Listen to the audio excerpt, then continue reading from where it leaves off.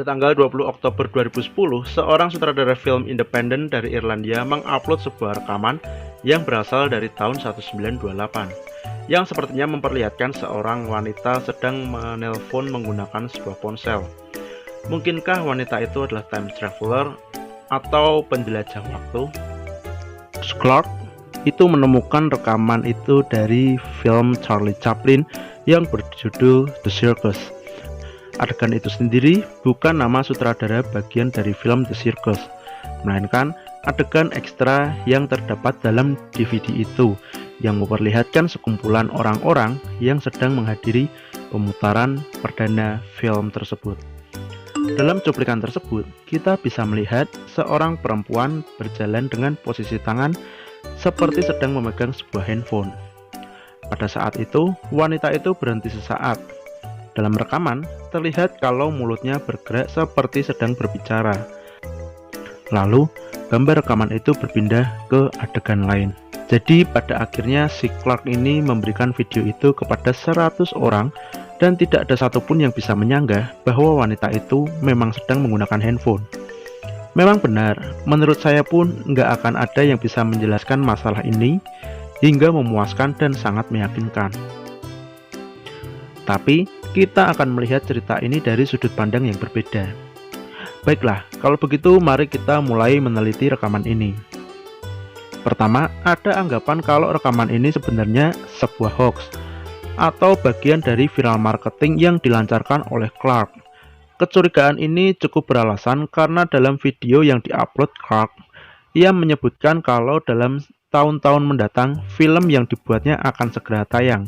Lalu, ia mempromosikan situs-situs miliknya.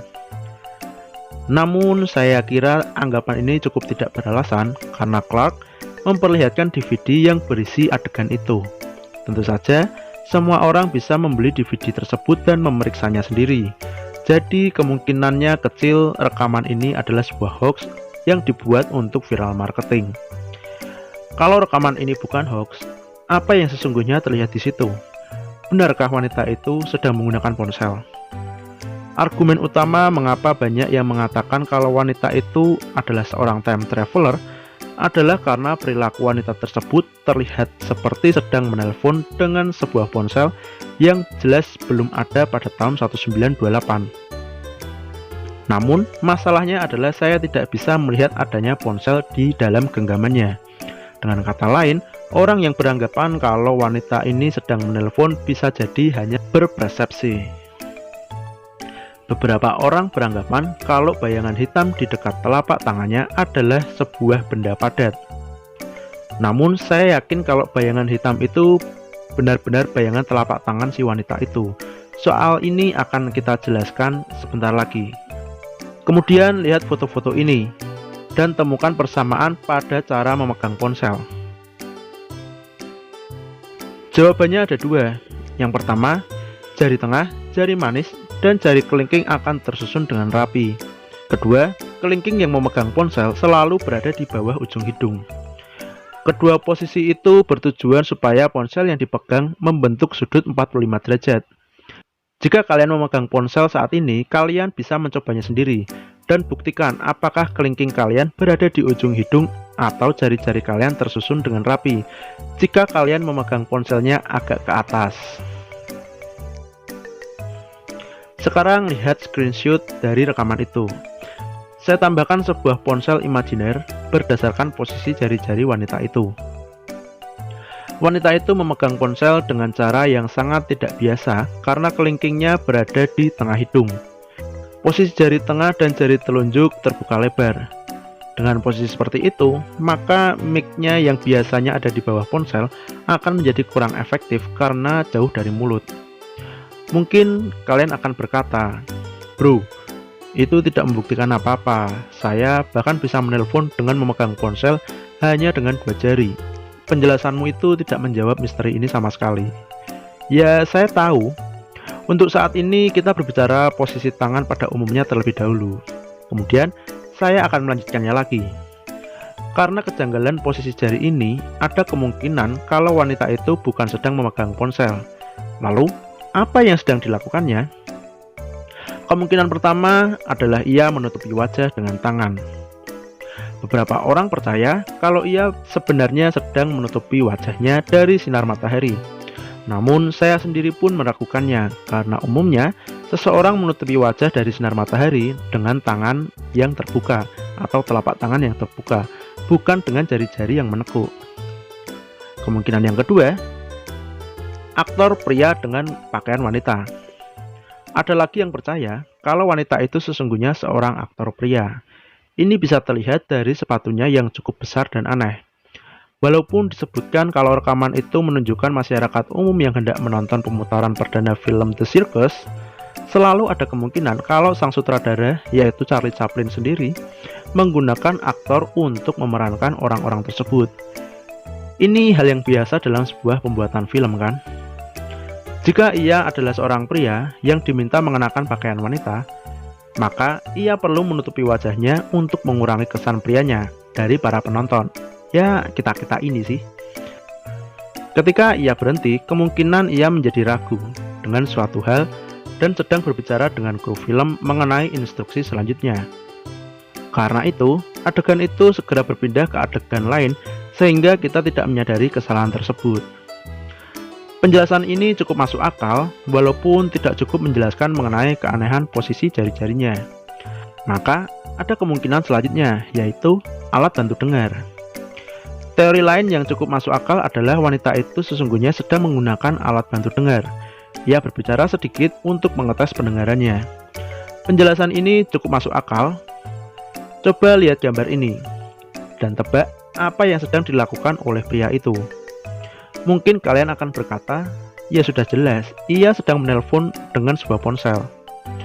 Tapi sebenarnya, pria itu adalah Raja Portugal yang hidup pada abad ke-19. Gambar di atas adalah ilustrasi yang menggambarkan sang raja sedang menggunakan alat bantu dengar yang kita sebut dengan nama King Goa Chair.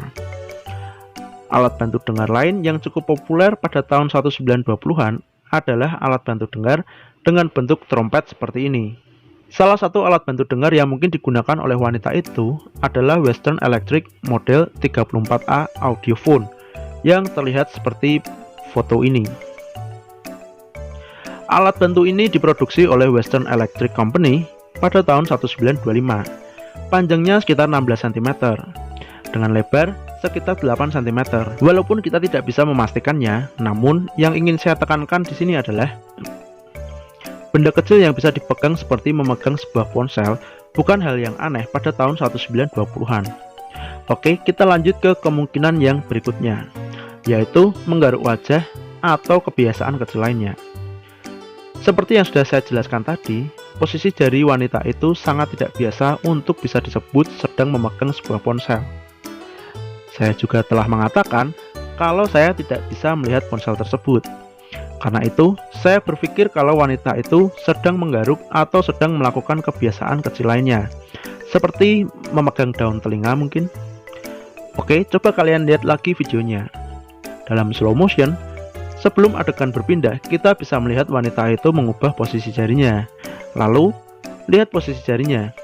Apakah itu terlihat seperti seseorang yang sedang menelpon? Sekarang, lihat bayangan hitam pada telapak tangannya.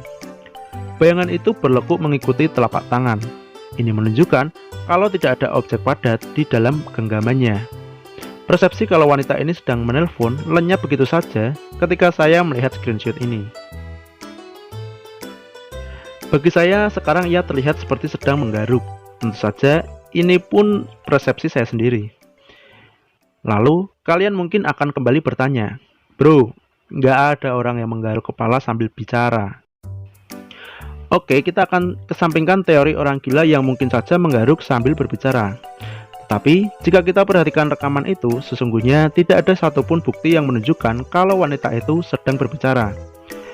Yang terlihat pada rekaman itu adalah wanita itu membuka mulut dan menutupnya kembali pada saat ia berhenti sejenak. Gerakan mulut ini bisa saja hanya berupa ekspresi kagum, kaget, atau heran. Ini juga menjelaskan mengapa ia berhenti sejenak. Mungkin ia melihat sesuatu yang membuatnya heran. Lagi pula, kalau mulut seseorang terlihat komat-kamit, itu tidak selalu berarti ia sedang berbicara. Bisa saja ia sedang berdoa atau bernyanyi. Kita sering melakukan itu, bukan? Namun, disinilah hebatnya rekaman ini. Ketika jawaban atas perilaku wanita ini akan segera muncul, adegan berpindah. Jadi, kita tidak bisa mengetahui dengan pasti apa yang sebenarnya sedang dilakukan olehnya. Kemungkinan berikutnya, perjalanan lintas waktu ke masa lampau. Jika wanita ini memang time traveler dan sedang berbicara di ponsel, pertanyaannya adalah, mengapa ia begitu bodoh berjalan dengan santai sambil berbicara di ponsel di tengah keramaian yang penuh dengan kamera? Jika ia memang sedang berbicara di ponsel, mengapa orang sekitarnya tidak bereaksi ketika melihat keganjilan itu? Lalu, dengan siapa ia berbicara? Dengan orang lain di tahun 1928? Jika iya, dengan apa sinyalnya dikirimkan? Dengan satelitkah? Satelit belum ada pada waktu itu. Ataukah ia sedang berbicara dengan seseorang dari masa kini? Jika demikian, apakah sinyal telepon juga bisa melakukan perjalanan waktu? Mungkin kita berpikir, jika mereka bisa melakukan perjalanan lintas waktu, maka tentu saja mereka juga mampu menciptakan teknologi canggih untuk komunikasi antar waktu. Namun, persoalannya perjalanan lintas waktu mundur ke masa lampau memiliki persoalan tersendiri. Karena itu, fisikawan teoritis seperti Stephen Hawking tidak percaya kalau manusia bisa melakukan perjalanan lintas waktu ke masa lampau. Ia percaya manusia bisa ke masa depan, tapi tidak ke masa lampau.